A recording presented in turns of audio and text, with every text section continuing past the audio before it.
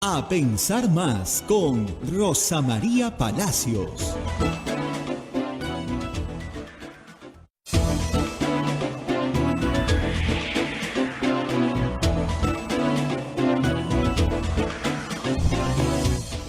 Señoras, señores, muy buenos días. Bienvenidos a Pensar Más con Rosa María Palacios desde Radio Santa Rosa para todo el Perú y el mundo. Ya estamos conectados con toda la red de radios. En Chimbote estamos con Radio Santo Domingo, la hermosa ciudad de Arequipa, la Ciudad Blanca, Radio San Martín, Cepagua, Radio Ucayali, Radio Cepagua en Ucayali y Radio Quillabamba TV en la Convención. Radio Madre de Dios en Puerto Maldonado también se unen a la transmisión de A Pensar Más.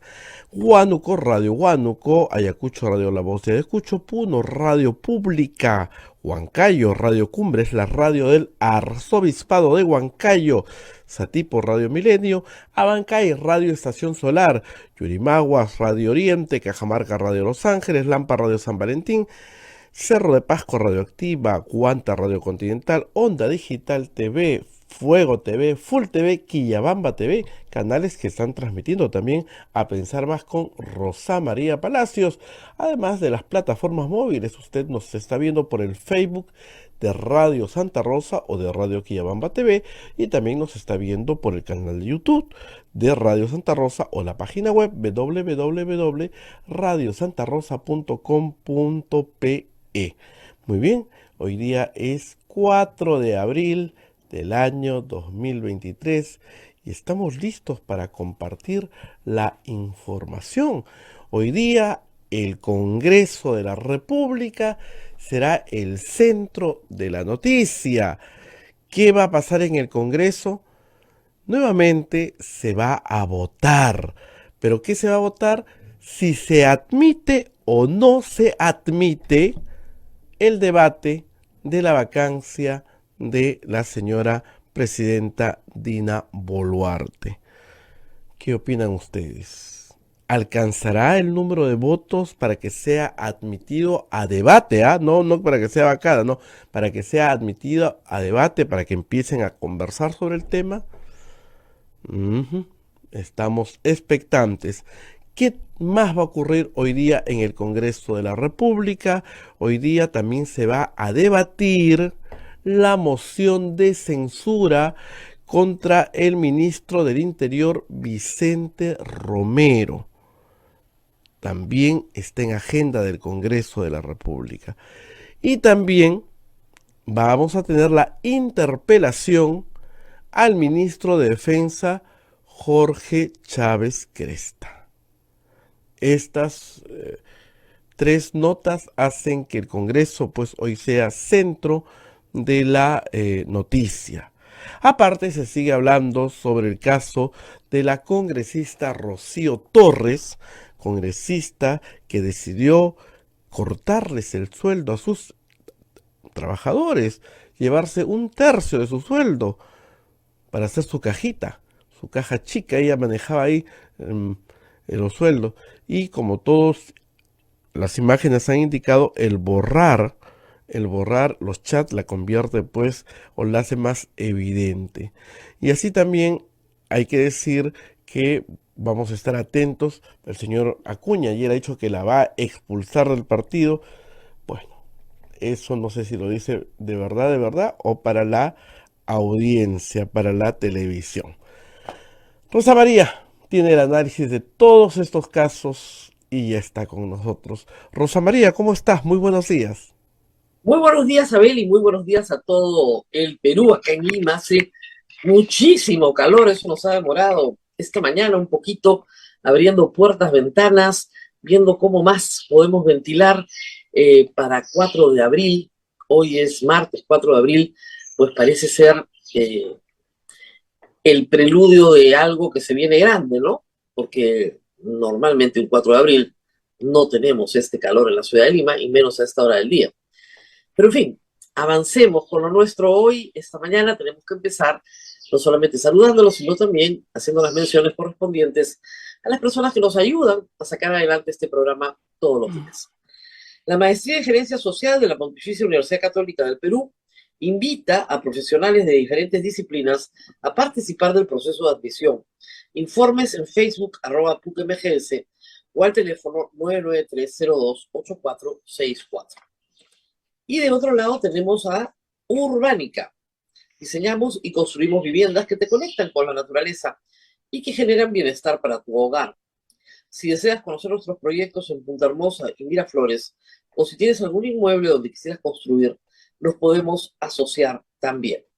Escríbenos al WhatsApp 948-242-747 y 998-999-201. Y por supuesto, ustedes también nos pueden ayudar. Lo único que tienen que hacer es capturar el QR que aparece en pantalla y hacernos una donación rapidita, rapidísima. No importa el monto, puede ser todo es bueno, todo suma a través de cualquier billetera electrónica.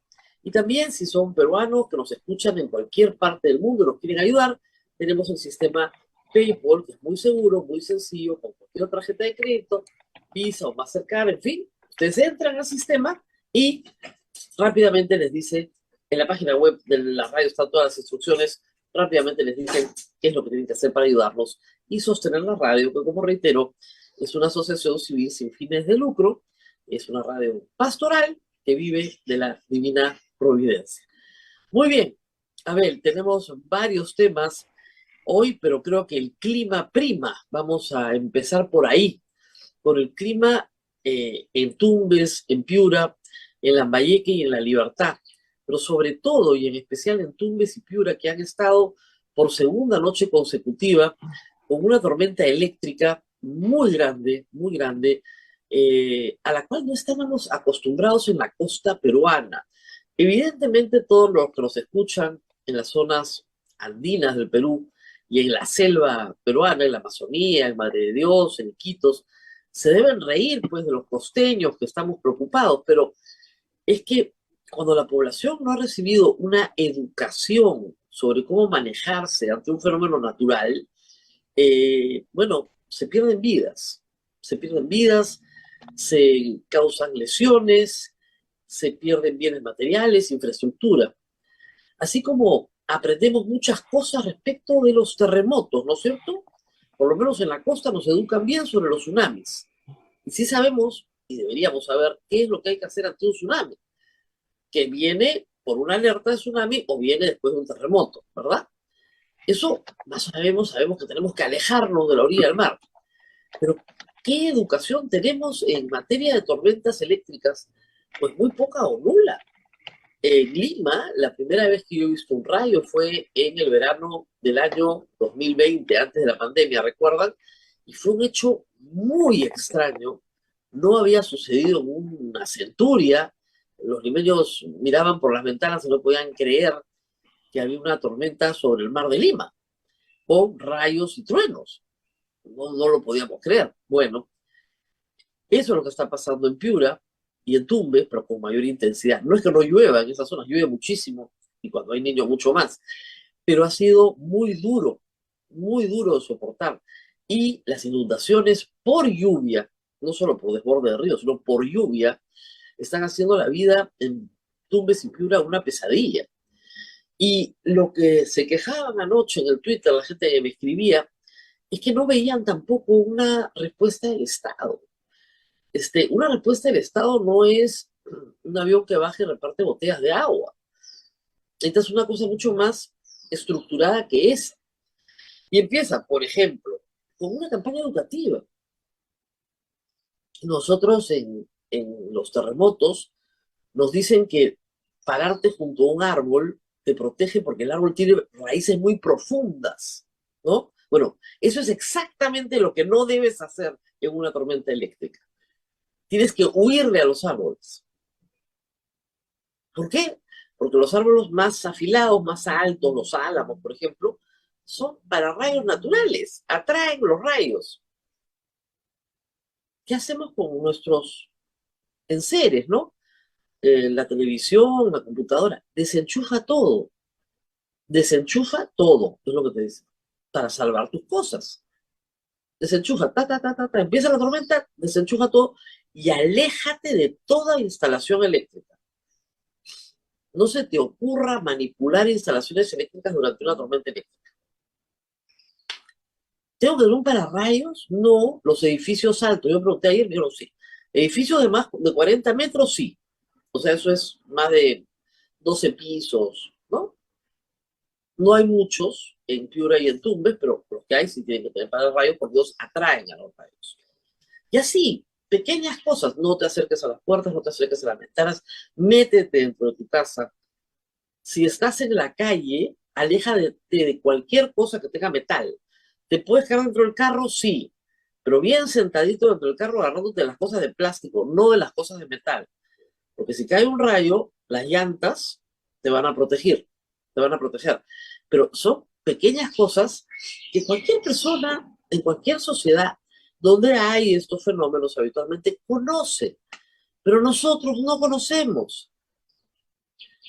Ya han muerto en este periodo de lluvia, por lo menos conozco 2 casos por problemas con electricidad. Entonces hay que enseñar y que se tome el gobierno, ¿no? Una semana por lo menos, porque además, si esto es lo preliminar, si este niño costero acaba, digamos, esta parte del fenómeno en mayo, junio, como se espera, luego viene una pausa, el agua sigue caliente y arrancamos un niño global, estas enseñanzas van a ser sumamente útiles para salvar vidas. Porque en este momento no queda más que eso. En este momento no se puede hacer una labor de prevención en infraestructura. Hay que esperar que para ello ver, para arrancar a descolmatar ríos, hacer todos los trabajos de prevención que se tendrán que hacer, para los cuales no hay mucho tiempo. Y obviamente hacer los trabajos en las zonas donde no está lloviendo. Se puede avanzar en Ica y en Lima muchas cosas en estas 2, 3 semanas, sí, claro. Entonces, implica un trabajo mucho más dedicado, mucho más liderado, ¿saben? Lo que no se ve es un liderazgo. Cuando hay estas desgracias, eh, la respuesta del Estado no puede estar de acuerdo al territorio en el que se desplaza, ¿no? O sea, Dina Boluarte está en Lima, como aquí no llueve, no se enteró de lo que está pasando en el norte. Eso es inaceptable, es la presidenta de todo un país, no de Lima. El problema, pues, es que tenemos una presidenta que era la segunda vicepresidenta de una mala opción. Entonces, claro, es pues el resto del resto. ¿Qué podemos hacer? Y nada, ahora vamos a la política. Del clima vamos a tener que hablar mucho este año. Vamos a la política. ¿Qué tenemos que decir sobre la política? Varias cosas. Ayer la presidenta de la República habló del señor Henry Chimabukuro. Otra vez se lo preguntaron. Y se contradijo, porque ahora resulta que sí lo recuerda del Club Apurímac. Y ella dijo, yo no me reunió con él. Es un solo de contradicciones. Claro, el fin de semana se conoció de las llamadas telefónicas entre la presidenta y Henry Chimabukuro después de la segunda vuelta. Eso de que nunca me reuní, no lo conozco, es mentira. Es una mentira rotunda. Y el problema es que su hermano, el más querido por la señora Boluarte, aparece muy seguido en la administración pública, acompañado de su amigo, el señor Víctor Torres, al que le dieron una orden de servicio para iniciar gimnasia laboral. Y se han publicado unos chats donde se están, entre el hermano de la presidencia y el señor Víctor Torres, repartiendo puestos de trabajo. Entonces la situación de Dina Boluarte cada día es más complicada por corrupción, sin contar el problema que tiene por las muertes por proyectil de arma de fuego durante su mandato. Ayer su abogado, el señor Joseph Campos, salió a dar unas declaraciones, parece que están preocupados, y bueno, él señala que tiene que investigarse. Esa frase es ya insoportable, ¿no? Cada vez que alguien dice que tiene que investigarse, significa que no va a pasar nada. Bueno, que tiene que investigarse caso por caso. caso por caso, porque obviamente toda muerte tiene que ser investigada, pero porque podrían haber provocado su propia muerte. Quiero citar textual, ¿no? Porque después me dicen que estoy parafraseando mal, ¿no? Vamos a citar textual al señor que lo he tomado acá, porque de verdad que es una cosa muy extraña lo que ha dicho. Ha dicho, las personas podrían haber provocado su propia muerte. O sea, no se mataron, pero casi. Abogado Boluarte dice que víctimas en protestas habían sido provocadoras de su propia muerte. Interesante, ¿no es cierto? Y que, claro, eh, habían actuado en legítima defensa la policía, pese a videos que muestran cómo varios de los asesinados morían escapando de las fuerzas del orden. ¿Dónde está ahí la legítima defensa?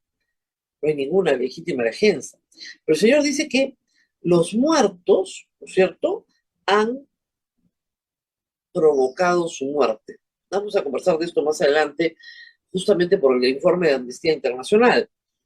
Exactamente. Entonces,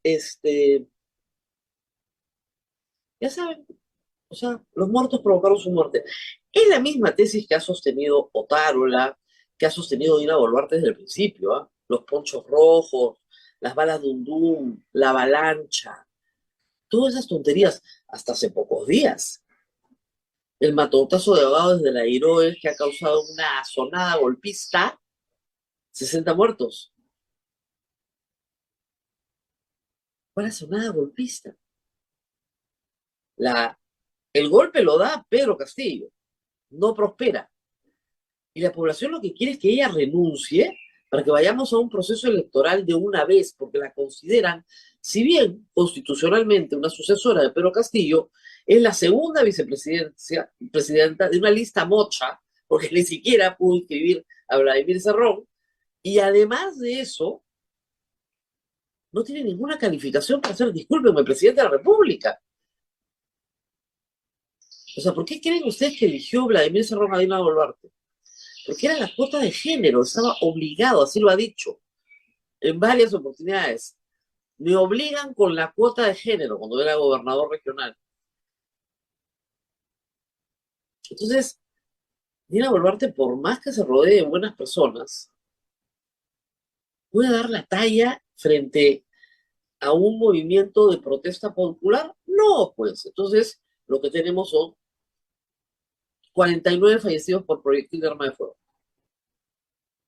Es lo que tenemos al final del día. Pero son en total 60 y tantos ya fallecidos.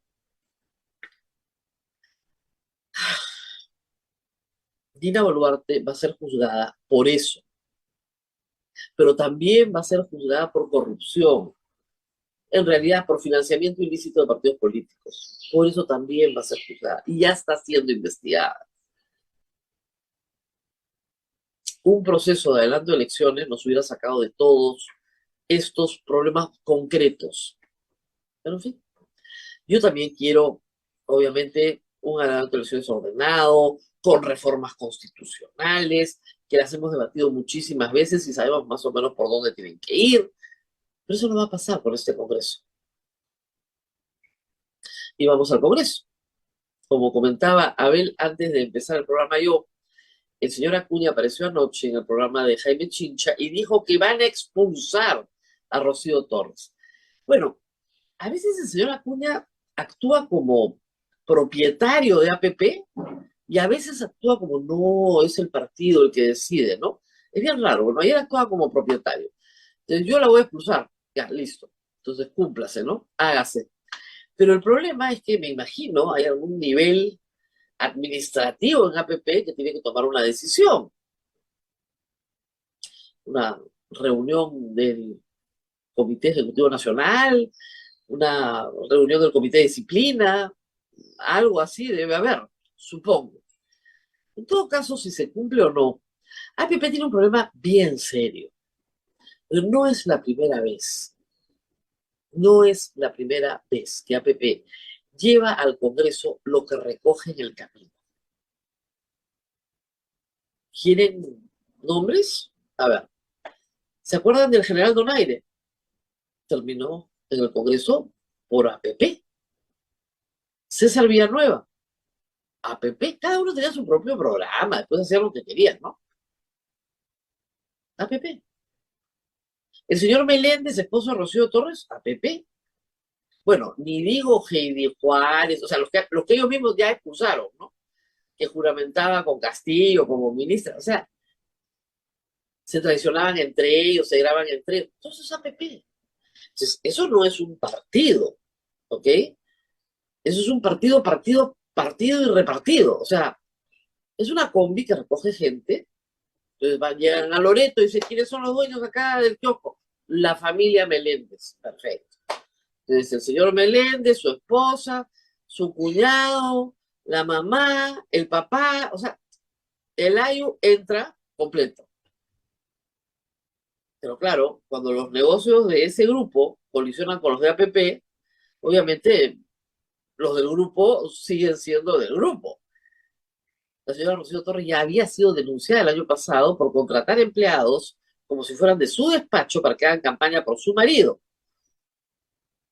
que postulaba nuevamente a gobernador por Iquitos luego de haber sido elegido congresista de ingrata recordación. Como lo recuerdo, él era el que se jaraneaba, chupaba en una fiesta en pleno COVID, cuando toda la juventud estaba en las calles protestando por el golpe de Estado que él había organizado en contra de Vizcarra.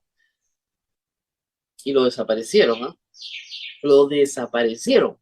Igualito, ya no es nuestro vocero, no nos representa. Bacán. Nuevas elecciones. Su esposa candidata. ¿De qué estamos hablando? ¿No? APP tiene que hacer una profunda reforma interna, la verdad. El pueblo ha sido muy generoso con ellos. Y deberían estar muy agradecidos. El señor Acuña ha sido elegido gobernador de la Libertad. Por supuesto, anoche también salió, por si acaso, ¿eh? En lo de las lluvias, eso le toca al gobierno central. Y el gobierno central dice, eso le toca a los gobernadores. Y los gobernadores dicen que eso le toca al gobierno central. Y el gobierno central dice, eso le toca a los gobernadores. Y tú ya, o sea, el agua la tienes acá. Es un intercambio de culpas, de peloteo. Sí, hay cosas que le tocan al gobierno central, por supuesto. Hay algunas cosas, sí. No todas las cosas. Hay cosas que le tocan a los gobernadores que tienen el dinero, además lo tienen, no es un problema de plata, tienen la plata para gastarla. Tienen la plata y tienen las competencias. Entonces, ¿qué le falta? La capacidad, pues. La capacidad, eso no lo tiene. Porque eso no se compra. El liderazgo, la capacidad de organización, la capacidad de gestión, la agenciarte las cosas. Eso no. Entonces, es el gobierno central, es mi antecesor. Siempre te dicen, échale la culpa al de atrás hasta que le puedas echarle la culpa al que viene, o al de arriba, o al de abajo, pero tú nunca eres culpable.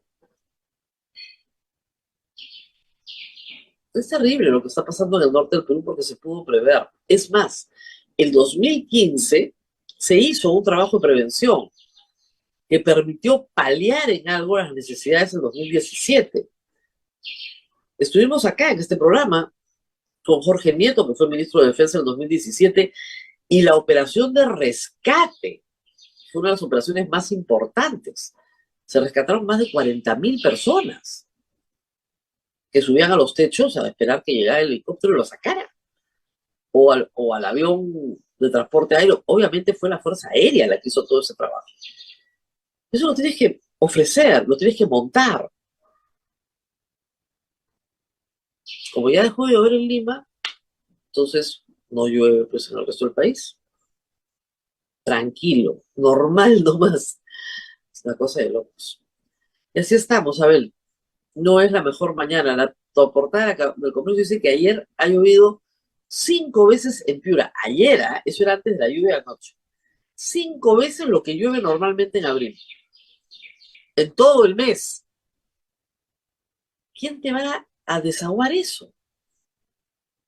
Porque tienes que tener bombas compradas. Tu municipalidad distrital, provincial, tu región, tienes que tener bombas para desaguar. Y tienes que tener a dónde desaguar. ¿Quién te va a hacer ese trabajo?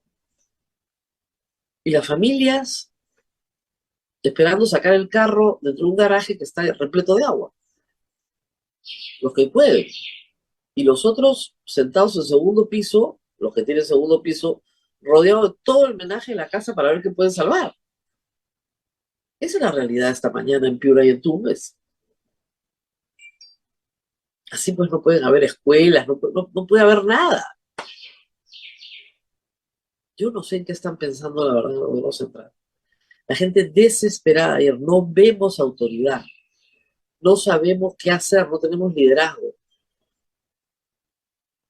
Si tú a la gente la organizas, perfectamente puede contribuir físicamente a las labores de limpieza, pero que si no la organizas, es un sálvese quien pueda, es la misma sensación de pesimismo que tuvimos en la pandemia, ¿no? Ya sabes que cada uno baila con su pañuelo, ya ve lo que puedas, haz lo que puedas. Eso no puede ser. La verdad que es una situación bien, bien penosa la que estamos pasando.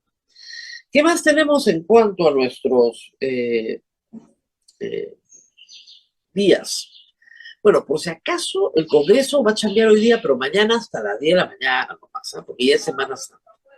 Pero hoy día tienen que discutir la moción de vacancia contra Dina Boluarte.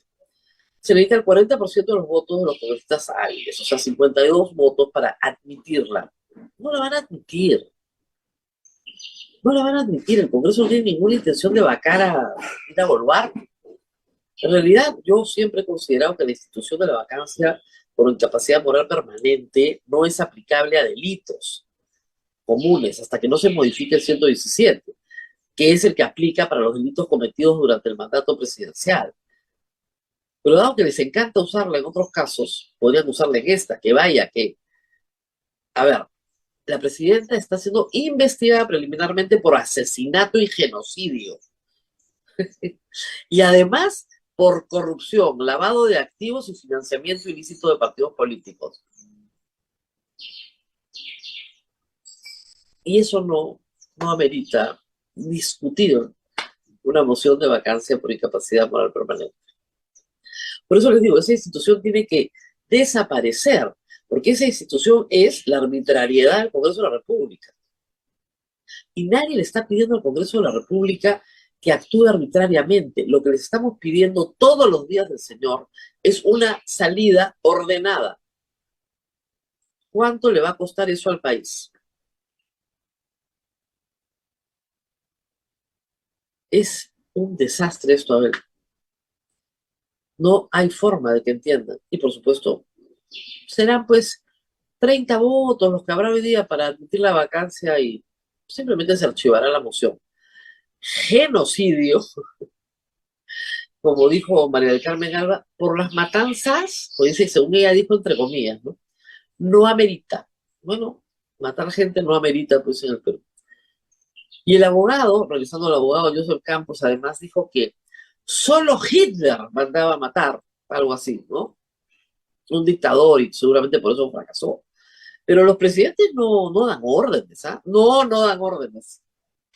No dan órdenes. Entonces, si la señora no da órdenes, si está ahí de decorado, entonces mejor averiguamos quién da órdenes y mejor ponemos un presidente que sí comanda el país. Es que no se dan cuenta ni siquiera que la defensa la deja pésimo políticamente, porque ella no da órdenes. Ah, perfecto. Los ministros no tenemos nada que ver con los planes operativos, dijo el señor Otávio, ¿no?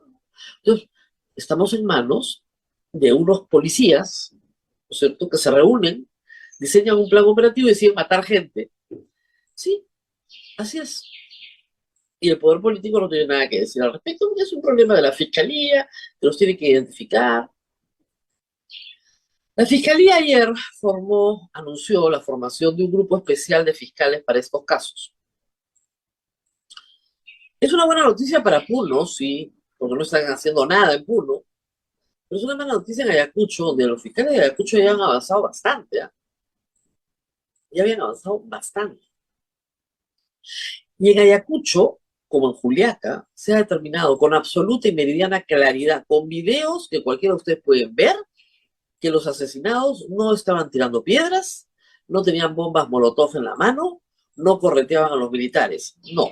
Los asesinados van cayendo lejos del aeropuerto, fuera del aeropuerto. Van cayendo y está determinado cómo los militares se ponen en posición y disparan a personas paradas. Y los matan. Eso es inaceptable. Y esta propaganda de que dice que estas personas se las buscaron porque no pueden protestar, porque la protesta siempre es violenta. No, la violencia, la cuota de violencia más brutal, la que sí causó muertos, digamos 49-1 o 48-1, fue la fuerza del orden. Hay un policía fallecido, ahora se sabe, por pedrada. Y hay 48 fallecidos por proyectil de arma de fuego. ¿Quién puso la violencia? Es una pregunta bien sencilla. ¿Quién pone la violencia cuando tienes ese resultado? ¿El pueblo que protesta o la fuerza del orden?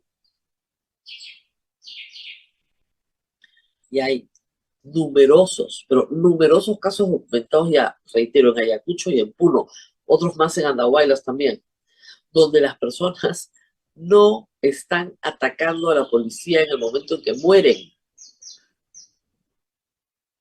Rosalino Pérez era un muchacho que estaba parado debajo de un árbol. Ahí están las imágenes, todo está filmado. Lo corretean, huye y por la espalda, la rellenan la espalda con 30 perdigones. ¿De qué Nietzsche estamos hablando? Sobrevive. 2 meses de agonía. ¿De qué estamos hablando? No, que lo perseguían con una molotov en la mano. ¿Cuál molotov? Las reglas de enfrentamiento de la Policía Nacional y de las Fuerzas Armadas, yo las he explicado en este programa en un sinnúmero de veces, pero en un sinnúmero de veces. Las reglas de enfrentamiento no permiten usar armas letales y mucho menos disparar al cuerpo de cualquier civil. No se puede, está prohibido. El único caso en el cual se permite el arma de fuego contra el civil es en legítima defensa cuando la amenaza es real e inminente. Me van a matar si no disparo. Todos los casos documentados con material fílmico, lo que tú tienes es a un civil a mucha distancia, desarmado, o al cual se le ha disparado por la espalda. Y esto incluye a un número grande de menores de edad o muy jóvenes, menores de 20 años. Curiosos, mirones, lo que ustedes quieran, pero no tenían por qué morir. Y Dina Boluarte y su gobierno tiene que responder en todas las instancias, la administrativa, la civil, la penal, la constitucional, a esos crímenes. O sea, es así de sencillo. No es nada complicado. Además, Dina Boluarte tiene que responder por el financiamiento ilícito de su campaña. Ahora dicen, no, que no hay campaña vicepresidencial, ¿eh? Hay campaña solo presidencial. Ah, ya. ¿Y ella qué hacía? Y que ella no tenía nada que ver con la campaña, nada, nada. Todo era Maritza Sánchez, ahora sí la conozco. Antes la negaba, yo no tengo secretaria, yo no tengo agenda. Después de que sale el chat que dice, me preparan la agendita, ya, no tengo secretaria, no tengo asistente, no tengo agenda, nunca me reunió con Chimabucuro, no lo conozco. Son personas que mandó Castillo, que respondan a Castillo. Chimabucuro no conocía a Castillo, conocía a Dina Boluarte, para eso fue al Club Apurímac. Y Marisa Sánchez sí lo conocía a Castillo, era de la campaña del 2017, de la huelga magisterial, y efectivamente, Castillo le dice, te voy a mandar una persona porque ella pedía una asistente porque no tenía a nadie. Y le ponen una asistente que toma nota de todo lo que tiene que tomar, le coordina las reuniones, etcétera. Le paga todo lo que tiene que pagar con la plata de Chimabucuro. ¿De qué estamos hablando acá? De financiamiento ilícito de partidos políticos, un delito autónomo desde agosto de 2019. Entonces, que diga Boluarte no se haga la loca, porque queda pésimo, le queda mal hacerse la loca. Mejor es, ¿no? Comenzar a responder. Y ayer dijo, bueno, sí, yo lo vi una vez en el Club Apurímac, pero no me lo presentaron, ¿ah? Él venía de parte de Pedro Castillo, ¿no? Hay una señora que ha salido este fin de semana en Panorama diciendo, yo se lo presenté. O ella pensaba que la gente daba vueltas así en el Club Apurímac por las puras. Estaban organizándole su campaña para que sea elegida vicepresidenta de Pedro Castillo. Que si no fuera por eso, no sería presidenta ahora. Si no hubiera sido parte de esa plancha. Aunque hubiera sido la segunda vicepresidenta, porque al primero lo tacharon. Hay que hacer un recordario de vez en cuando. Pero en fin, así siguen las cosas. Nadie va a presentar una moción de vacancia hoy. O sea, la que presente no va a ser admitida. Eso ya todos sabemos. Que se vayan a sus vacaciones de Semana Santa. Mañana tienen un par de reuniones de la Comisión Permanente en la mañana y de ahí, chicos, tenemos 2 pasajes al mes para viajar a provincia. Ya está. Rosángela se va a Cajamarca, el otro ya está, es lo que hay. Vamos a la pausa y regresamos con Marina Navarro para hablar del informe de Amnistía Internacional que se presentó, sí, en un auditorio lleno, en un hotel, porque le cerraron el LUM en el momento en que lo iban a presentar. Y de hecho, sí, de paso, el LUM sigue cerrado, señor alcalde Miraflores, el LUM sigue cerrado, su acto de prepotencia se mantiene. No hay alguien que ponga una cautelar, podemos poner una acción de amparo contra acto administrativo, digo, ¿no? Ya va siendo hora. Pausa, Abel, y regresamos. No, pero tenemos algo bonito, ¿no, Abel? Pues si no me dicen que todo lo que digo es feo. ¿Tenemos las imágenes? Al volver de la pausa. Al volver de la pausa, porque tenemos algo bonito para ustedes. Porque me dicen que solo cuento cosas feas. Esta sí es bien bonita, les va a encantar. Vamos a la pausa y regresamos.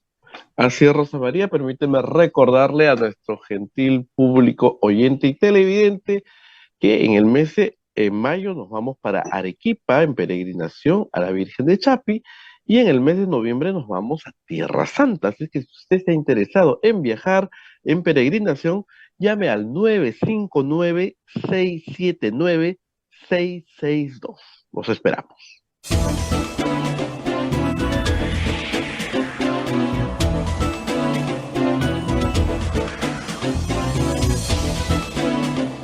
Continuamos con A Pensar Más desde Radio Santa Rosa para todo el Perú. Y si Rosa María anunciaba algo bonito, hoy día se inaugura los pasos de nuestro Señor Jesucristo. Recuerden que estamos en Martes Santo y en el convento de Santo Domingo se ha preparado una visita hoy día, Rosa María, a partir de las 6 de la tarde, 7, va a estar, es libre, todos pueden venir a contemplar esas hermosas imágenes que estás viendo. Le tomé la foto tempranito, miren, así están las sandas, Rosa María. Son lindas. A ver, les voy a contar un poquito, ¿ya? Yo esto es una de las cosas que descubrí trabajando en Santo Domingo, en el convento, el martes temprano, el martes de Semana Santa, la primera vez que estuve, entré al patio, que es una belleza, un patio sevillano del siglo XVII, y de repente me encuentro con todas estas sandas llenas de flores y estas imágenes, y pregunté, ¿qué es esto? Me dijo, no, por tradición histórica, los martes de Semana Santa, desde hace creo que 300 o 400 años, Santo Domingo se encarga de la procesión. Lamentablemente, como ustedes saben, en los últimos 3 años hemos tenido todas las dificultades de la pandemia. El año pasado se llegaron a armar las andas, pero no se podía salir. Este año que sí se podía salir, tenemos una hecatombe ahí en la puerta de la iglesia, porque Terrible. la Municipalidad de Lima decidió refaccionar. Entonces las andas no tienen cómo salir por la puerta. ¿Qué se ha hecho? Se han preparado igualito todas las andas para que ustedes vayan a verlas y pueden visitarlas, es completamente gratis y van a uno de los conventos más lindos, no solo del Perú, de América Latina. Es un convento que es una joya arquitectónica de la colonia española. Es precioso. Si no conocen el convento de Santo Domingo, miren, muchas veces yo cuando termino las entrevistas y estoy en el convento, ya no lo hago mucho porque estoy transmitiendo desde casa, pero Le decía al invitado siempre, ¿conoces Santo Domingo? Me decía, no, ven, te voy a enseñar. Y por lo menos recorríamos el patio.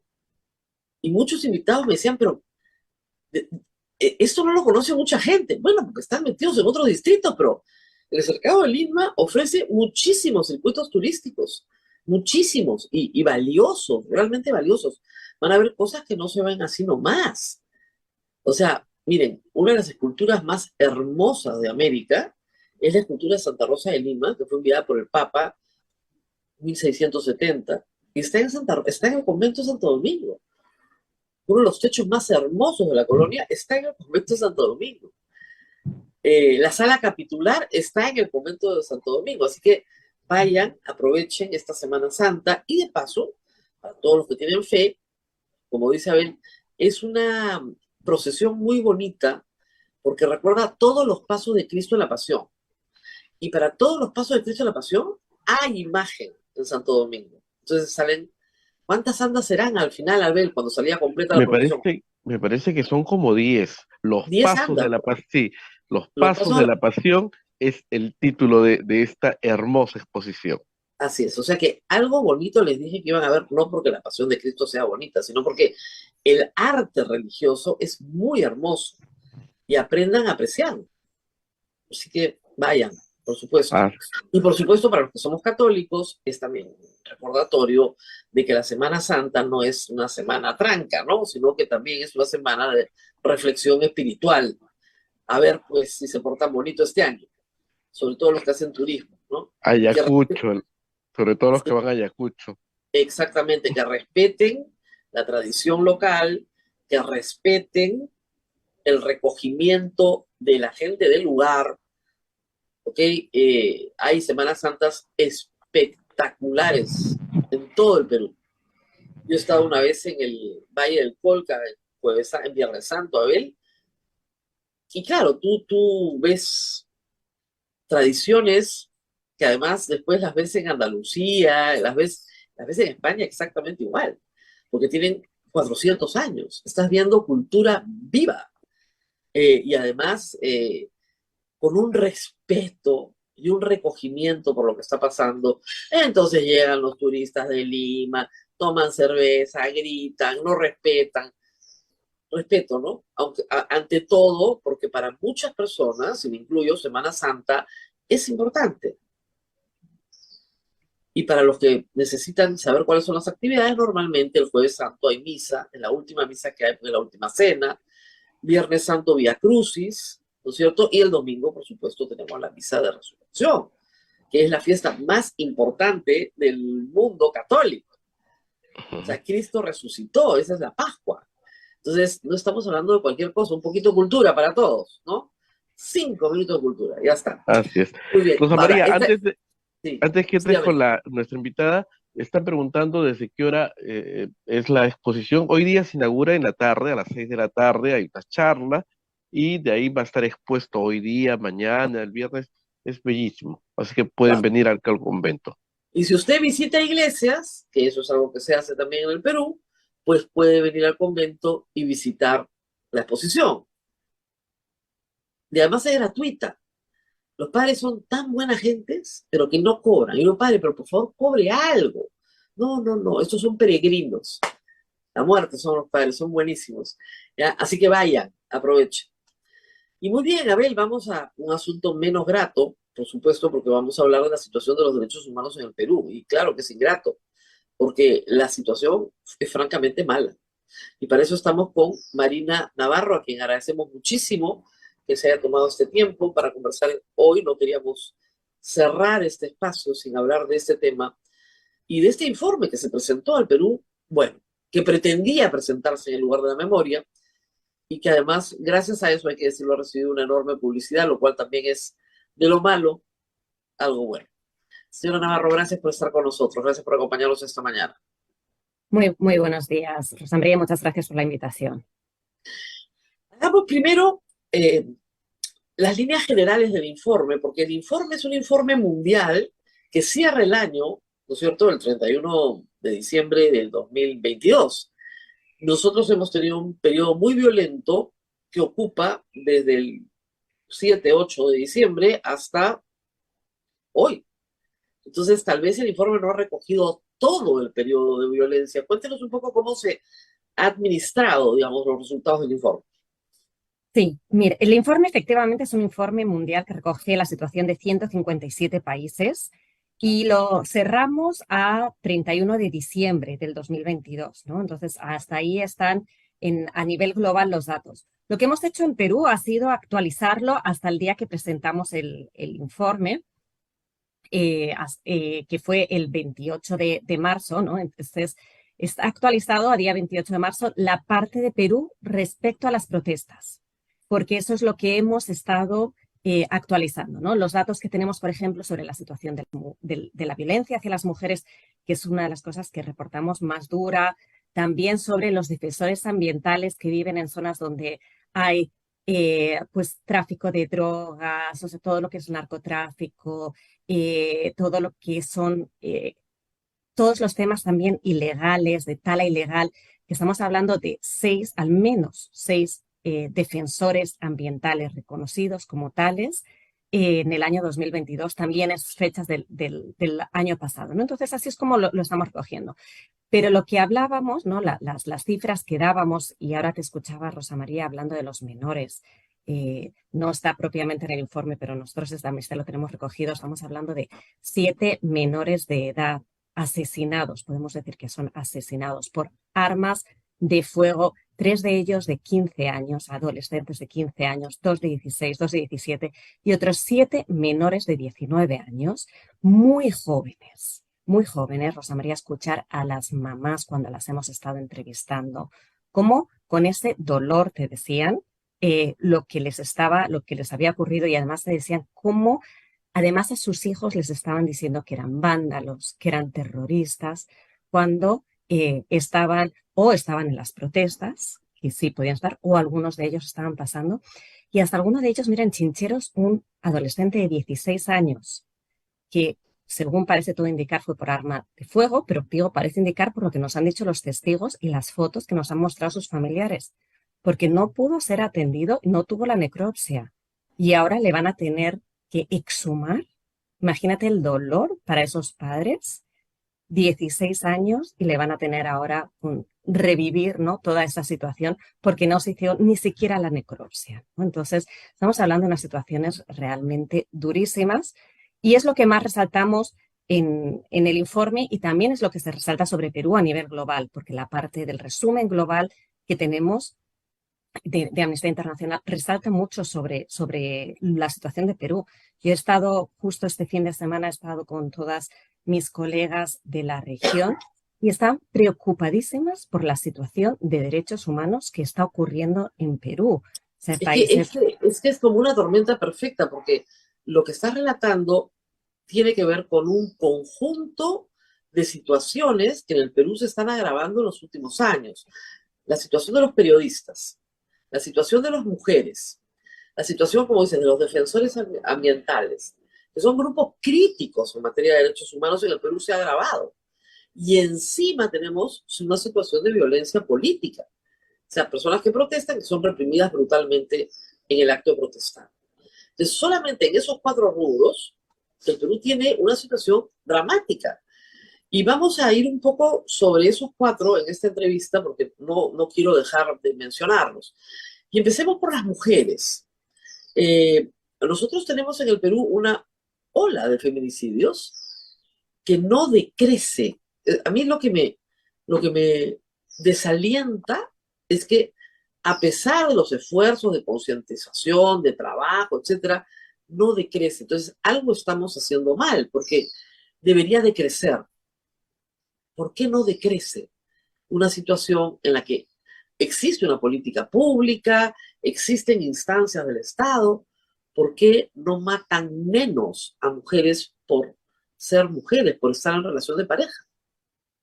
Mira, toda la situación de machismo, porque tenemos que decir que vivimos en un país en donde hay un gran machismo, ¿no? Que es lo que provoca que haya ese asesinato, decir, es mía, ¿no? ¿Sabes? Esa sensación de posesión que hace que haya esos asesinatos, que haya diariamente, Rosa María, 50 niñas y adolescentes son violentadas sexualmente, agredidas sexualmente cada día en el Perú. Y luego estamos hablando también de, vuelvo a señalar el número de mujeres desaparecidas, más de 11.000. El 50% solo se sabe dónde están las otras prácticamente 6.000 mujeres que desaparecieron el año pasado. No sabemos dónde están, pueden ser víctimas de feminicidio, de trata, haber huido de la violencia que Huido. tienen en sus casas. No se sabe lo que hay y no se las busca lo suficiente, no se pone la atención. Y es que yo voy a dar otra vez la señal de se tienen que dar mensajes claros, porque ahora que tenemos en el Congreso, a ver, ante este machismo que vemos, que es lo que provoca esta violencia hacia las mujeres, entonces estamos otra vez retrocediendo incluso en el lenguaje de género. Ya nos va a poder decir niños y niñas, ¿no? Eso es lo que quieren. Entonces ya otra vez volvemos a invisibilizar a las niñas. La educación sexual integral también está en peligro a pesar de las altas tasas de embarazo adolescente que seguimos teniendo y todavía está en entredicho. El Ministerio de la Mujer lo vuelven a querer llamar Ministerio de la Familia, retrotrayendo otra vez a las mujeres al único rol de la familia, cuando las mujeres tenemos muchísimos otros aspectos de nuestras vidas en los que podemos y queremos desarrollarnos, ¿no? Entonces, las lamentables también declaraciones de la ministra de la Mujer cuando pone entredicho que son las mujeres las que deben saber con quién ir en vez de poner realmente el foco en el agresor, que es en quien está. Entonces, las autoridades tienen una gran responsabilidad en que esto no esté avanzando, que por mucho que haya campañas, que haya las políticas que vienen anteriores, que todos, ¿no? Los medios de comunicación, las ONGs, Naciones Unidas, hagan todas estas campañas. Si volvemos a tener a las autoridades con estos retrocesos, marcando estos retrocesos, es muy difícil que se pueda avanzar. Entonces, es un llamado fuerte, ¿no? Hacia las autoridades para que realmente en todo, ¿no? En los lenguajes, en las políticas, especialmente al Congreso, no haya retroceso, sino que lo que haya es avanzar hacia los derechos de las mujeres. Ahora, vamos al tema de defensores ambientales. Hoy está a punto de votarse una ley en el Congreso que, según todas las organizaciones que defienden los bosques y la Amazonía peruana, va a ser prácticamente la deforestación legalizada. Se está pidiendo que no se vote, pero además de eso, hay actividades en las comunidades amazónicas en todo el país de defensa de sus propias tierras comunales o de sus propios bosques comunales. Cuando estas personas se convierten en una amenaza para actividades criminales, son simplemente asesinados. Y eso el año pasado ha dado un salto importante. Me gustaría detenernos en ese punto sobre derechos humanos. Sí, y esto es otra vez, es una tendencia. O sea, cada vez tenemos que reportar, lamentablemente, más defensores asesinados. Defensores que lo único que están haciendo es defender el bosque, es poner, o sea, el intentar que todas estas actividades ilegales no se vuelvan a comer sus tierras, muchos de ellos son de pueblos indígenas, el caso de La Pampa, en Madre de Dios, en distintos lugares, ¿no? En Junín, en Huánuco, en Loreto, ¿no? Es donde están siendo asesinados y además están solos porque muchos de ellos, Rosa María, lo han avisado. Estamos amenazados. Nos van a asesinar. Aquí necesitamos el apoyo, necesitamos esta protección. Y no hay. Hay un mecanismo nacional de protección, de hecho, desde el 2021, interseccional, pero que no está funcionando. Es más, o sea, un actor tan importante como la policía ni siquiera tiene el protocolo para activar este mecanismo. Entonces, ¿cómo se va a activar si ni siquiera tiene un protocolo, ¿no? Entonces, es una situación en la que la sensación es que ellos están protegiendo el medio ambiente, están protegiendo el bosque para todas y todos nosotros y les estamos abandonando. El Estado no hace absolutamente nada para protegerles, cuando es algo que es importante, que es clave, ¿no? Para no solo diría para Perú, sino para la humanidad. Ahora mismo es necesario, ¿no? Mucho más con este cambio climático que estamos viendo y que, bueno, pues que ahora está golpeando tan lamentablemente, especialmente el norte del Perú. 6 defensores asesinados el año pasado. al menos 6 defensores, porque esto es lo que está reportado, ¿no? Porque luego siempre están como con esa duda de cuándo es defensor, ¿no? Nosotros desde Amnistía Internacional siempre mantenemos el estándar de Naciones Unidas de que cualquier persona que defienda los derechos humanos tiene que ser, no tiene que estar como reconocido en ningún Claro, lugar, no hay un carnet, no tiene que, claro. exacto, sino que es quien lo hay. Entonces, es un dato muy subestimado. Hay No, y además porque ha sido asesinado por esa defensa, lo que te convierte en el fondo en un reconocido defensor ambiental, lamentablemente es la causa de tu muerte, porque si no, no te hubieran matado si es que no estuvieses defendiendo el bosque. O sea, te están matando porque te estás interponiendo en los intereses comerciales de un traficante de madera o de droga, y el tema es que tu presencia y tu denuncia es incómoda y por lo tanto matarte es lo que debe proceder, ¿no es cierto? Entonces, ya ese solo hecho de la muerte en esas condiciones es lo que convierte a esa persona sin necesidad de ninguna inscripción o carnet en un defensor ambiental. Lo han matado por eso, claro. por Y oponerse. muchos son incluso miembros de las propias familias, que además ya sabes que va a ocurrir. ¿Por qué? Porque lo suelen, esa lucha por la defensa del bosque, pues la suelen tener también los incluso al revés, ¿no? No solo pasa de padres a hijos, a veces ocurre al revés, ¿no? Asesinan al hijo, ¿no? Y el Al padre. hijo, hemos visto el asesinato del hijo. Hemos visto eso varias veces y cómo lo van teniendo y se asesinan miembros de la misma familia, de la misma comunidad. Se sabe que va a ocurrir porque están amenazados por la zona tan peligrosa en la que están y siguen sin recibir protección. Es que no puede ser, Rosa María, que no haya ningún tipo de protección para ellos. O sea, que siga estando de la misma manera y que sigan estando asesinados, o sea, sigan abandonados totalmente. Entonces, eso es lo que hay que hacer y que el mecanismo realmente funcione. O sea, tenemos un mecanismo, tiene que haber protocolos, se tiene que activar. No puede ser que cuando te llama un defensor, a nosotros el año pasado nos llamó un defensor y nos decía, estoy llamando al mecanismo, no me contestan. Claro, luego me decían, es que es domingo, pero es que los domingos también asesinan a las personas. Entonces, Por supuesto, sí, también pasa. Y bueno, entonces eso sí. hablemos un poco ahora de los periodistas, además de Amnistía Internacional, por supuesto, hay otras organizaciones que nos vigilan, nos protegen, nos dan una mano. Está desde la Relatoría para la Libertad de Expresión, de la Organización de Estados Americanos. O sea, la ventaja que tenemos los periodistas es que, porque nuestro trabajo es mucho más expuesto, podemos levantar una bandera rápidamente. Pero lo que preocupa es que el año pasado, en toda esta ola de protestas, se han denunciado más o menos 300 agresiones.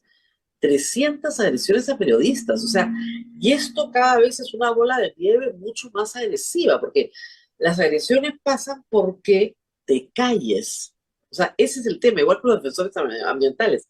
Te calles. O sea, no quiero saber. Y te mato para no saber, o te pego para no saber, o te rompo tu equipo, o te detengo para no saber. A ver, ¿qué tienen ustedes en el informe? Mire, estamos justo de esto. Hemos reportado estos más de 303 casos. La mayoría de ellos han sido durante las protestas en este último periodo. Y además vemos que algunas de las agresiones son graves. O sea, hemos visto que incluso han disparado perdigo, o sea, amenazando a un periodista por estar grabando, por estar reportando lo que estaba haciendo la policía. Le han disparado directamente a la pierna, afortunadamente que ha sido la pierna, pero desgraciadamente que le tengan que disparar, Rosa María, a la pierna para que dejara de reportar, para que dejara de grabar. Pero de esto hemos visto muchos que empujones, que no les dejan estar en las zonas donde están grabando, o sea, no les están dejando reportar sobre las acciones que están ocurriendo, ¿no? Entonces, o dónde se deben, o sea, como intentar, y esto ha sido el último esfuerzo, ¿no? Intentar legislar dónde se tienen que colocar los periodistas para que puedan grabar la parte que les Mira, interesa. si esa legislación se llegara a aprobar, que no creo que sea previsible, es manifiestamente inconstitucional. Manifiestamente. O sea, yo no voy a cumplir una norma inconstitucional, punto. Es una aberración. A mí no me van a decir. La norma que querían aprobar decía que no podías entrevistar a los manifestantes. Imagínate, o sea, no le podías preguntar a la gente por qué estaba protestando. Y tenías que pararte en los lugares que la policía te dijera para que proyectaras lo que la policía quería, o el ministro del Interior, quería que dijeras. Se volvieron locos todos, locos. O sea, así no funciona. Es una agresión manifiesta a la libertad de prensa.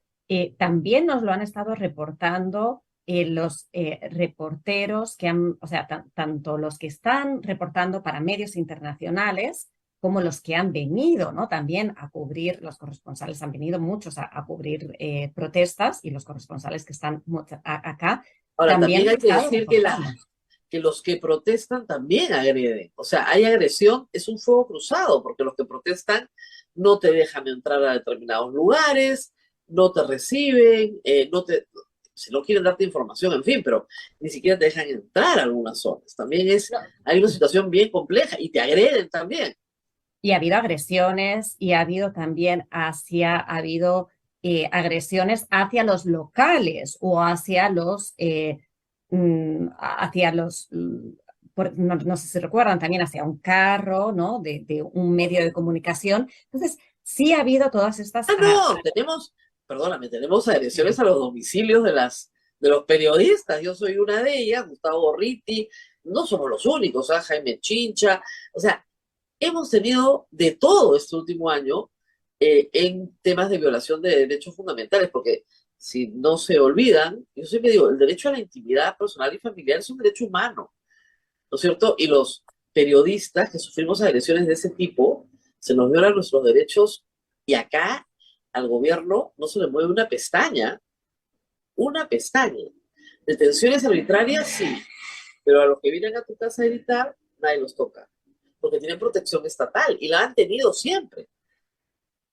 El día que tengamos un gobierno que no proteja a los que violan el derecho a la intimidad familiar y personal, bueno, de repente tendremos un gobierno un poquito más decente, ¿no? Pero no hay ninguna protección estatal para los periodistas, que eso quede claro. Ninguna. Y tampoco tenemos la protección de la población muchas veces, porque la población también agrede. Entonces estamos en un fuego cruzado. Esa es la Sí, situación del periodismo en el Perú. se ha convertido en una profesión realmente de muy alto riesgo, ¿no? Incluso el ver cómo tenían que cubrir los periodistas las protestas como si estuvieran en una guerra. O sea, En una guerra, sí. el nivel de protección que tenían que llevar los periodistas en Perú es tremendo. Entonces, o sea, estamos como por un lado entre la normativa, por otro lado las agresiones que reciben, por otro lado lo que estás mencionando, ¿no, Rosa María? Las agresiones personales que se están recibiendo, sin hablar de todos los ataques que reciben los periodistas en las redes sociales, que ya ni voy a Ah, entrar por ahí, bueno, pero eso ya son... de eso puedo dar un curso yo. Yo sería, pero yo puedo hacer un seminario de eso, Dios mío. Pero vamos a lo que hemos dejado para el final y regresamos con el informe sobre las causas de muerte y la narrativa del gobierno respecto a la muerte de por proyectil de arma de fuego de peruanos que protestaron porque quieren que Dina Boluarte renuncie. Ustedes saben que en nuestra Constitución no hay delito de opinión. Así lo dice la Constitución del Perú. No hay delito de opinión. Entonces, yo opino que Dina Boluarte tiene que irse. ¿Merezco un balazo por eso? No, ¿no es cierto? Bueno, la gente cuando protesta, opina con su protesta. Dice que se vaya Dina Boluarte. Eso no convierte a las personas en golpistas, no las convierte en el brazo armado de Pedro Castillo, no las convierte en nada más que eso, en su protesta. Quieren que Dina Boluarte renuncie. Bueno, el gobierno decidió reprimir las protestas contra las propias leyes establecidas para represión y uso de la violencia. Y Amnistía Internacional, por supuesto, ha dado cuenta de esto. ¿Qué tan grave es? Porque a veces acá en el Perú dicen, no, esta propia gente es la que ha provocado su muerte. Ayer lo ha dicho así de nuevo el abogado de Dina Boluarte. No, no, no, no. Analicemos caso por caso. Porque ahí cada uno de los fallecidos puede haber provocado su muerte. Y la policía ha actuado en legítima defensa. A ver, ¿qué han encontrado ustedes, por favor?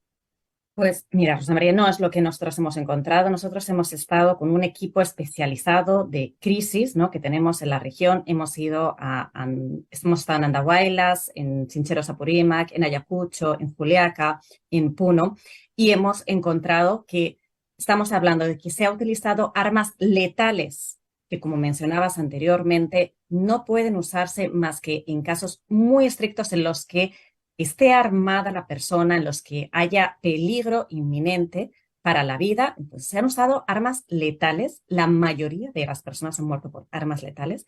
Se han utilizado de manera indiscriminada las armas menos letales, como el uso de perdigones, que también quiero decir que aunque en Perú estén aprobados, no son aptos para las manifestaciones. ¿Por qué? Porque no tienen la capacidad de saber, en caso de que haya una agresión que vaya dirigida hacia el agresor, no si hay un tema de violencia, sino que se dispersa, y si se dispara a muy corta distancia, como hemos visto lamentablemente, al menos en 2 casos puede llegar a causar la muerte, como un caso en Juliaca y el que hemos visto recientemente en Cusco. Entonces, esto todo junto, lo que podemos hablar por la magnitud que tienen los más de 1.300 heridos, estamos hablando de ataques generalizados hacia la población. Y es más, podemos afirmar que son ataques que se han realizado con un sesgo claramente racista y con un sesgo claramente discriminatorio hacia las poblaciones indígenas y las poblaciones campesinas del Perú. Entonces, son violaciones muy graves dentro del derecho. ¿Por qué decimos que hay un sesgo discriminatorio? Esto es muy importante. Mira, hay un sesgo discriminatorio. El 80% de las personas que han fallecido lo han hecho en lugares, o sea, son de comunidades campesinas y de pueblos indígenas. Pero no solo estamos hablando de cómo se han dirigido, ¿no? Utilizando armas de fuego, persiguiéndoles, ¿no? Hemos visto que había personas que estaban incluso huyendo, se les ha disparado muchos de ellos por la espalda, personas que estaban atendiendo a heridos y han muerto mientras estaban atendiendo a los heridos. Entonces estamos hablando de que ha habido ahí claramente ese sesgo. Pero ya no solo eso, sino que las declaraciones que han tenido las autoridades, declaraciones realmente estigmatizantes, llamándoles terroristas, llamándoles vándalos, ignorantes, que se dejaban manipular. Asusados, ¿no? asusados. Asusados, exacto, asusados. Ellos mismos, o sea, cuando les escuchas, es dolorosísimo, ¿no? Escucharles cómo sienten tan fuerte, porque dicen, nos tratan como animales, no nos tratan como personas, se dirigen a nosotros como animales, como si no tuviéramos, ¿no? Como esos famosos, ¿no? De ciudadanos, no son menos ciudadanos, incluso las declaraciones que se reiteraba el ministro de Educación, que me parecieron total y absolutamente lamentables, que requieren una disculpa hacia las mujeres aymaras. O sea, creo que todas esos, hemos hecho también un análisis de todos los discursos que ha habido, los discursos por parte de las propias autoridades, y eso marca el que las fuerzas del orden, lo que piensen que están enfrentando es a un enemigo, y a un enemigo además deshumanizado. Y este enemigo deshumanizado es fundamentalmente de poblaciones campesinas, de comunidades campesinas y de pueblos indígenas del Perú. Ahora, ¿qué responsabilidad tiene la presidenta de la República en todos estos hechos para ustedes? Cuando estamos hablando de ataques generalizados, y por eso sí se habla de ataques generalizados, se tiene que investigar hasta toda la cadena de mando, desde quien haya disparado hasta la máxima responsabilidad, que es la presidenta. Se tiene que investigar. ¿Por qué? Porque ya no son hechos aislados. O sea, lo que claramente hemos visto en las investigaciones que nosotros hemos realizado es que no se trata de hechos aislados, no es que a alguien haya disparado. Los disparos en Ayacucho duraron más de 7 horas. En Juliaca estamos hablando de mayor de 9 horas. No es un tema de que en un momento dado haya habido un momento de tensión en el que alguna persona que no eso haya ha pasado. Hay Correctamente. veces que la gente dice, pero es que han muerto en protestas antes. Sí, un policía se puso tenso, saca su arma, dispara, los colegas lo detienen, en fin, muere una persona. Eso es, digamos, algo que puede pasar, pero esto no es así. Estos son, como ustedes dicen, horas disparando contra población civil, sistemáticamente.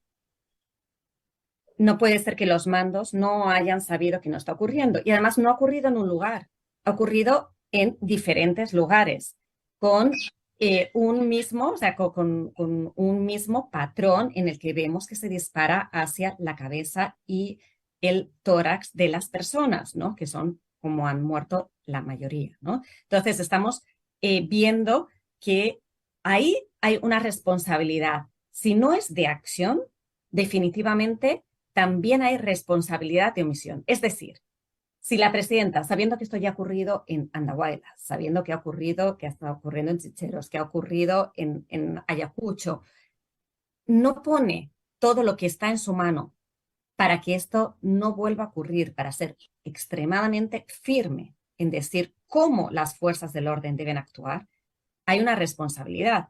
Y realmente los mensajes que se han dado de apoyo a las fuerzas del orden cuando se ha visto claramente que no han actuado como deberían de haber actuado. Honor y gloria, gritaba el ministro Honor y gloria, yo sé, pero están siendo investigados por muertes. Ya no entiendo nada. Y luego se devela que hay un problema de corrupción policial espantoso en el Perú que se arrastra desde Castillo. Entonces, claro, ahora le quieren echar la culpa a los que estaban, pero claro, como son corruptos ya les podemos echar la culpa. Y lo dice el ministro Tarrera todo el tiempo, los ministros no vemos planes operativos. Yo no sé para qué están. No sabemos, no tenemos conocimiento, nos enteramos después. Este es un tema policial y militar, nosotros no sabemos nada. Y es lo mismo que dice el abogado de la señora Dina Boluarte, nosotros no sabemos nada. Solo Hitler se encargaba de matar gente, nosotros no. No. ¿Y qué se le contesta a ese argumento que obviamente en cualquier corte internacional lo haces así, ¿no? En cualquier corte peruana también, pero en cualquier corte internacional no vale nada. Pero a ver, ¿qué se le contesta? No, y sin embargo han hablado de la situación inmaculada, ¿no? Voy a utilizar inmaculada, la misma la policía es inmaculada. No, los discursos luego van a ser muy importantes, los discursos políticos.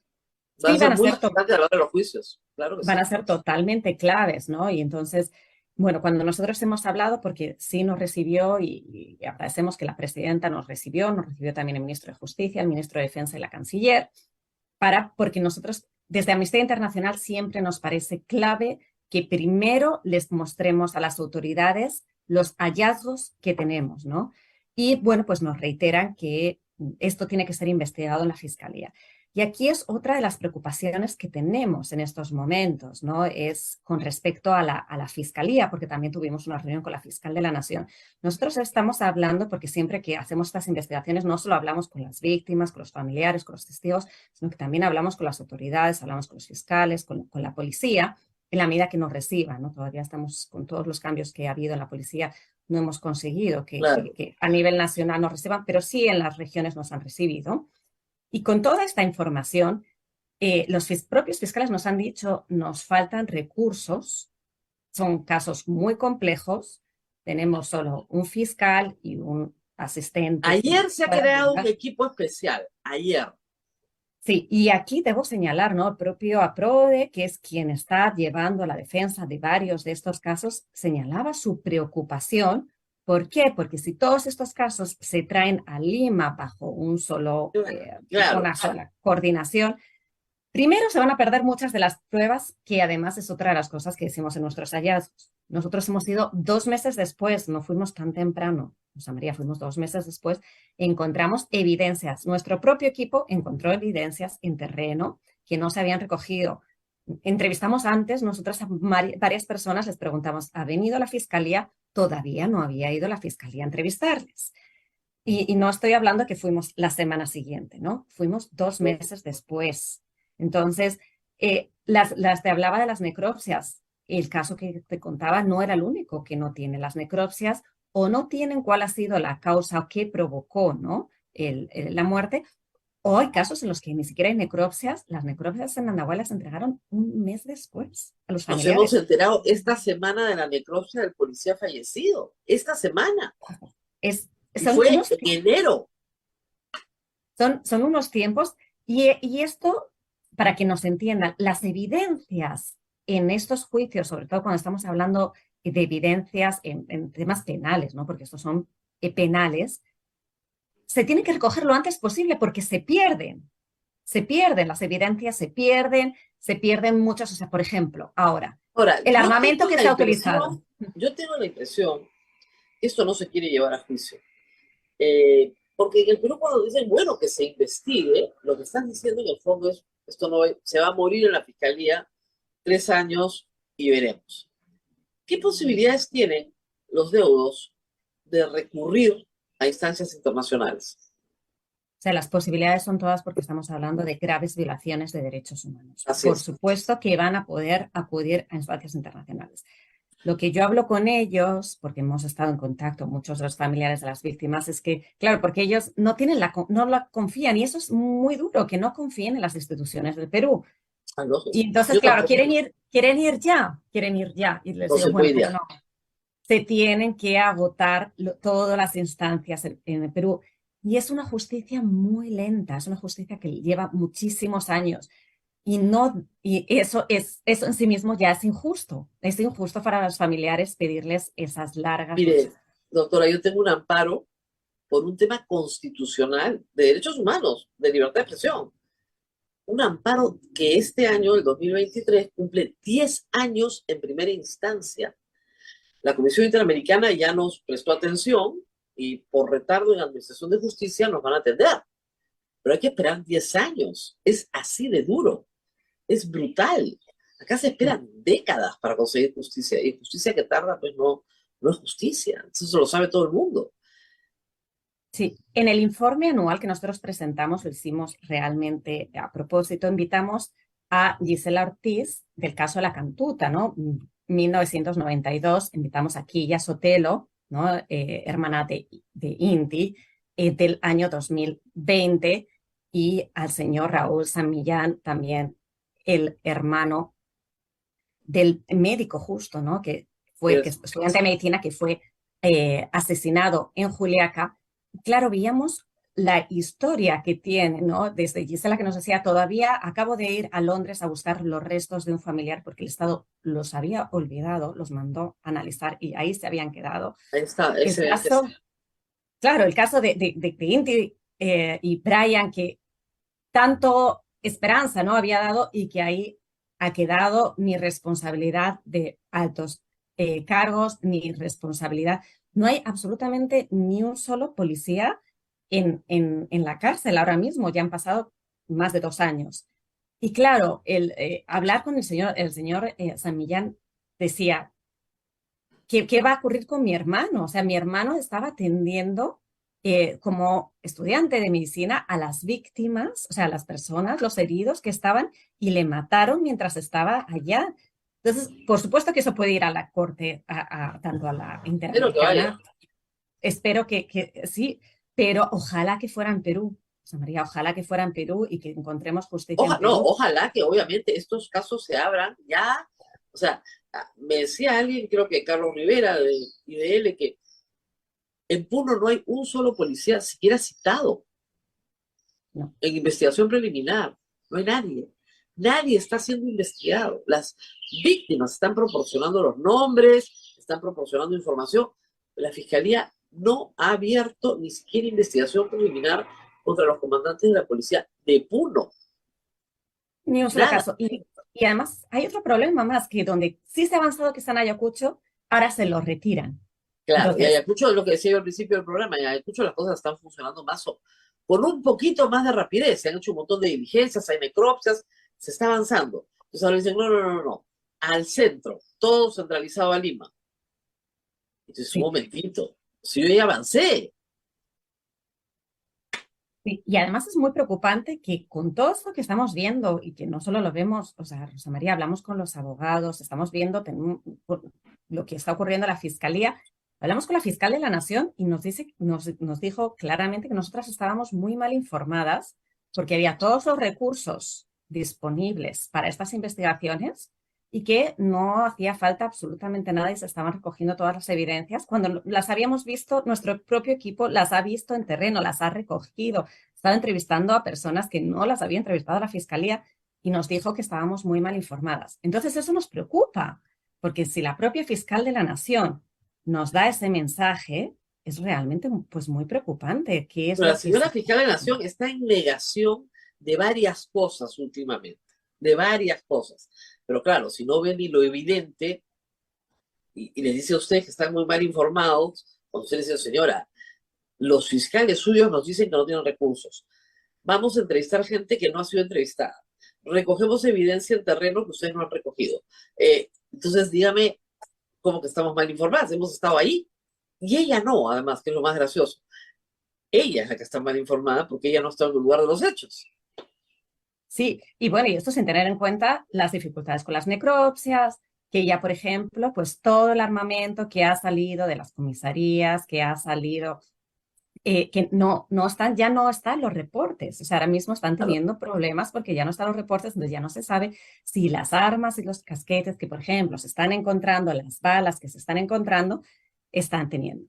Y a esto además se les añade que, por ejemplo, los heridos están con muchísimo miedo. Hemos entrevistado a muchos heridos que ni siquiera están yendo a los centros de salud, no están siendo atendidos porque tienen miedo a que cuando vayan se les abra una denuncia, porque se están aperturando muchísimas denuncias por crimen organizado, por terrorismo, o sea, por distintos delitos, por el hecho de haber participado. Entonces, los heridos, o sea, tenemos heridos que están con muchos problemas de salud porque no quieren ir a los centros de salud porque piensan, y no solo lo piensan, es que realmente está la policía, está la fiscalía.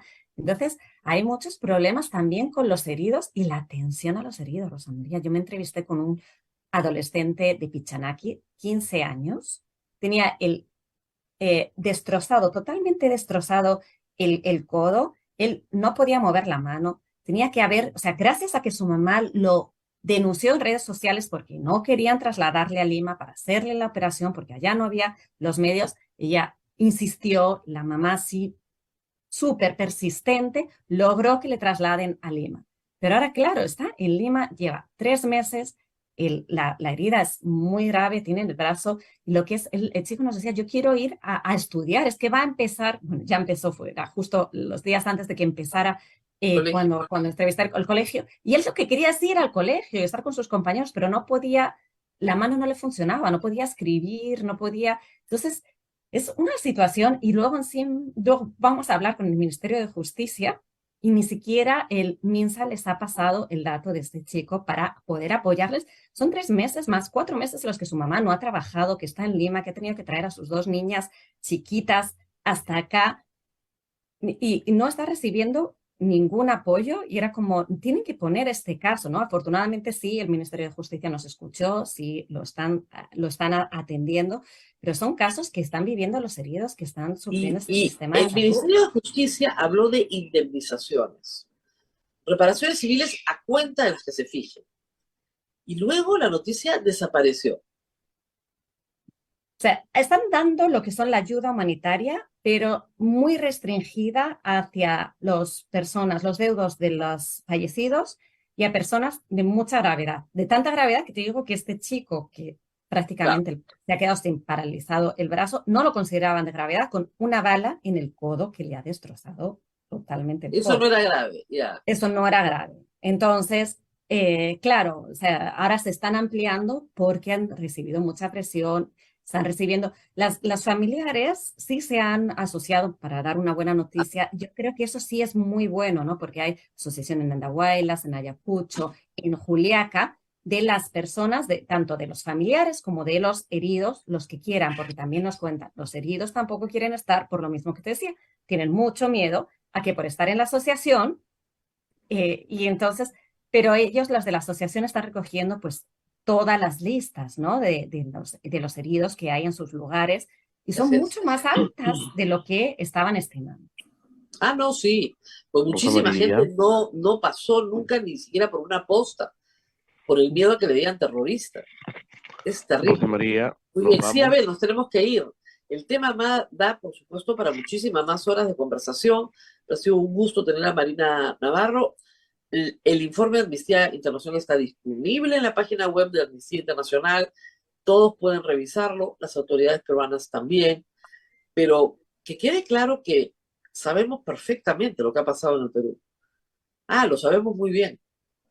los políticos a veces quieren contarles otra historia, pero los defensores de derechos humanos, los periodistas que estamos siguiendo estos casos, sabemos perfectamente lo que ha pasado en nuestro país y no se van a salir con la suya. O sea, no puede haber impunidad. Ya tenemos bastantes problemas de impunidad en el Perú. En este y en otros casos de graves violaciones a derechos humanos no puede y no va a haber impunidad. Gracias a Marina Navarro por haber estado con nosotros y nos tenemos que despedir, Abel, ¿verdad? Así es, Rosa María, nos despedimos hasta el día de mañana, hoy día a las 6 de la tarde, en el Museo del Convento de Santo Domingo, Está Los lindo, Pasos ¿ah? de la Pasión, No precioso. dejen de ir, yo lo he visto en otros años, pero no dejen de ir, la verdad. Y si no pueden ir hoy día, pueden ir Mañana. mañana. Ujú. Mañana y el Jueves Santo también. Claro, claro que sí. Muy Cuídense bien, mucho. Chao, nos chao. vemos. Chao, chao.